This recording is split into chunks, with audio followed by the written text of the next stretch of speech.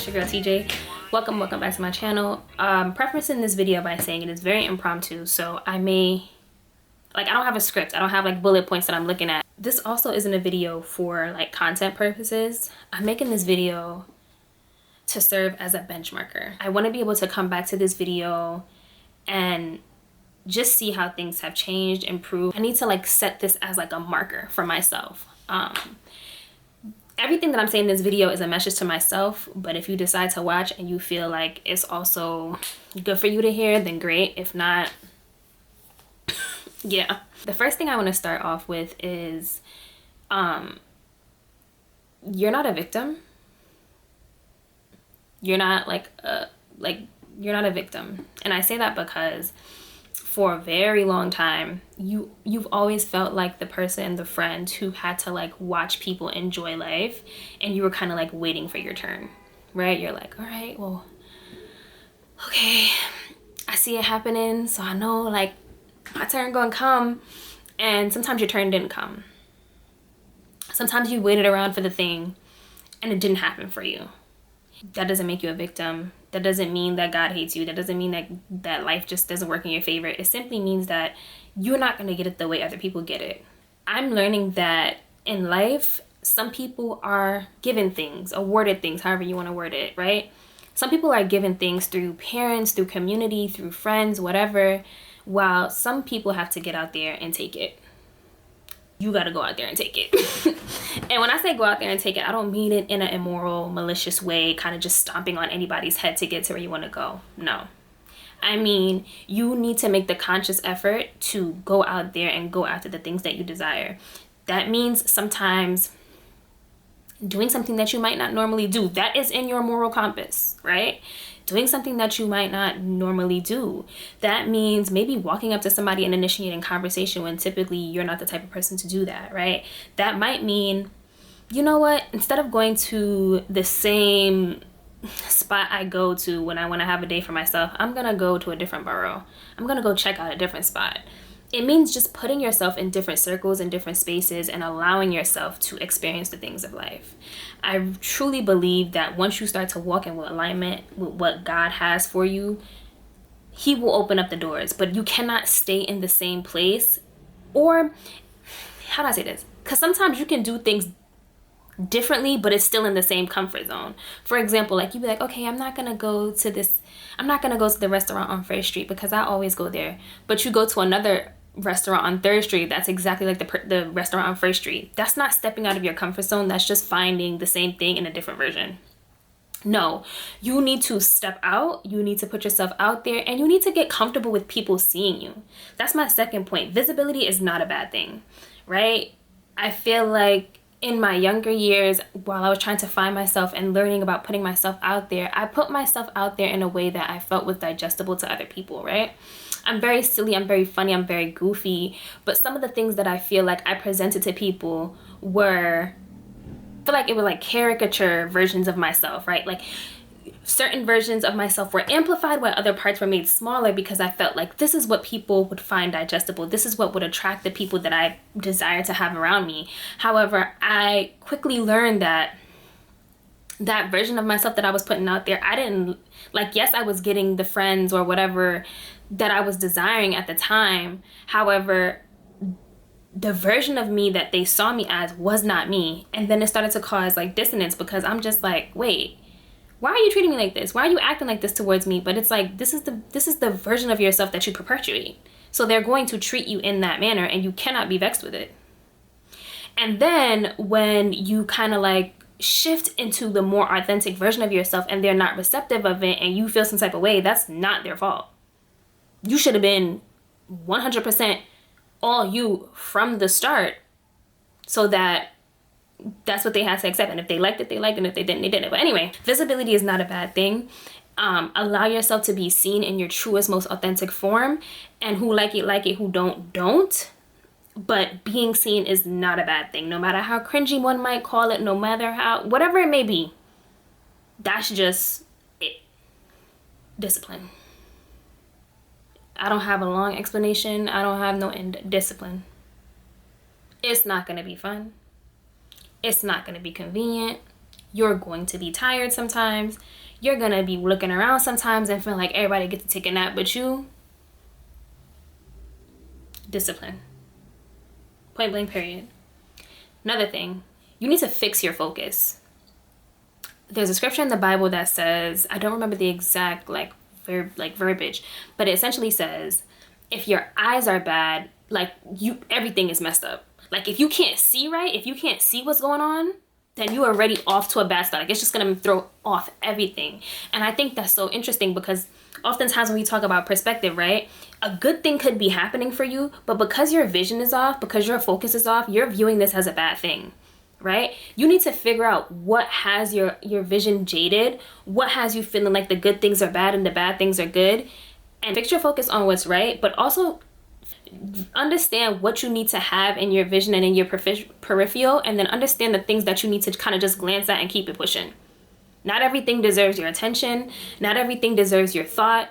Be able to look at a thing and, oh, okay, that ain't. Imagine driving a car, right? There's certain things that you need to keep focus on. You're looking at the stop signs. You're looking at the pedestrians crossing in front of you. You're looking at your blind spots. The person that's standing outside the flower shop selling flowers, okay, cute. You glance at it, you keep it pushing. You don't need to be looking back there to see what kind of flowers he's selling. Are you going to go buy some? Oh, okay. So, yeah. That is where I am today. And I'm making this video to say this to myself. It's okay that you feel the way you feel. Honor the way you feel. And this is something that I'm actually proud of. I could say is like, I'm at a place where I'm able to honor the way I feel and keep it moving. I was talking to my best friend once and I was like, it's so funny because life is really like a television show, right? Like the thing happens, the episode ends and a new one starts, right? And I feel like in the past, it used to feel very frustrating because I'd be like, oh my gosh, like I'm going through all of this. I'm trying to navigate through all of these spaces and learn all of this. And life just keeps going on top of it, right? Like I still got to get up and go to work. I still got to pay my bills. I still. Sorry. But seriously, like I still, right? And it used to feel frustrating because sometimes it could feel like life is not giving you a break. However, that is the break. Like I remember yesterday, I'll be transparent. Yesterday, I had a moment where I was very, very, very emotional, right? I was feeling some feelings, heavy feelings. And I woke up early yesterday morning, and I took a shower around 9 o'clock. Let's say from 9:15 to 11:45, I stayed in my bed and I cried. I cried and I cried. When me tell you I'm a ball. Okay? But guess what? 11:45, I got up. I said, okay, Tasia. You felt it. It hurt. You're disappointed, right? Whatever, you felt it, but it's time that we move on. Because the second part to acknowledging your feelings is action. You can't just acknowledge that you're angry, that you're disappointed, that you're sad. What are you going to do about it now? Because acknowledging it just lets yourself know, okay, I know I'm sad, but now what? And that's what I mean when I say life is like a movie. It's like, okay, now end scene. Now it's time to jump to the next scene where we put on our clothes, right? We put on our clothes, we wash our face, we do what we have to do. And we go outside and we enjoy the day. After that, I put my clothes on, I took myself on a little date, and I'm walking and I'm just like, oh my gosh, look at the fall leaves. Like such a beautiful walk. And before I knew it, I'm walking down the street, bopping my music, enjoying the vibes. And I was like, no, life is really like a movie. Like, you could be bawling your eyes out, and it's just like, and scene. And now we move on to the next. Learn when to move on. Learn when, all right, no, like, cool, right? And keep it pushing. The last thing I want to say is you got to have patience. You got to have patience, and you can't let other people trick you out of your spot. Let me start with the second one first, right? You ever met someone or like seen those videos of people where like, for example, right? Somebody started partying and clubbing at age 26.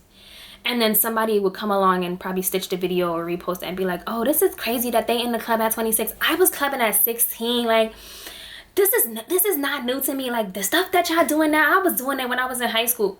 I actually hate those type of people. I actually hate those type of people that try to shame you because you're experiencing something later than they did.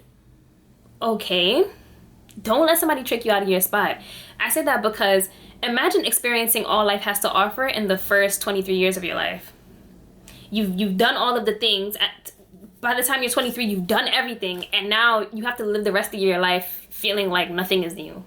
Whereas you probably took your time. You might consider a late bloomer, right? And you start doing things later in life, and it's like, damn, at 33, I'm still experiencing news and firsts. How great is that?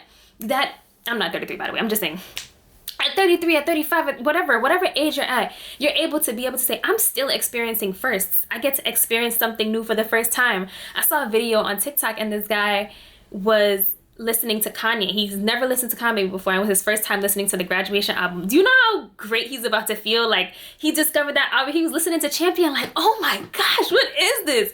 And it's like, yes, that's how you should feel about your life, despite what anybody may say. Like, if you get to experience it first, you get to experience it first. And it doesn't matter who learned the lesson at 3, who learned the lesson at 40.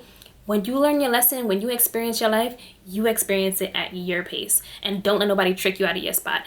Now, going back to the first thing, patience. Take your time. Take your time. Tasia, take your time. There is, like we just said, there's no rush to the finish line. There's no rush. Each day that you get to go through a different obstacle, each time that you get to go through and succeed a different challenge, you're learning yourself, you're learning life, you're learning experience, you're gaining wisdom.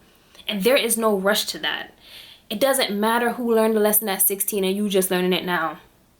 Did you learn it? Okay. Don't feel like you're behind.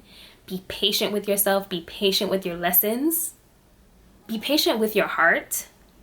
Be patient with your mind. Just be patient with yourself, really. It's the whole thing, the whole collective. Be patient. Because even though in the beginning of the video I said, like, sometimes you have to, like, take it, there is also a lot of circumstances where you will have to just wait your turn.